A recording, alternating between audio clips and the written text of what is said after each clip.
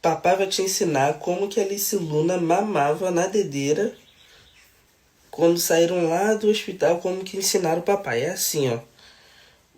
Faz assim, ó, um U no seu pescoço com o paninho. Põe você mais sentadinha para você fazer uma boa digestão do leite. E aí, ó, a mamadeira não pode inclinar, ela tem que ser reta na sua boca, assim, ó. Espirra. Saúde. Saúde. Ó, a mamadeira entra assim, ó, retinha, ó.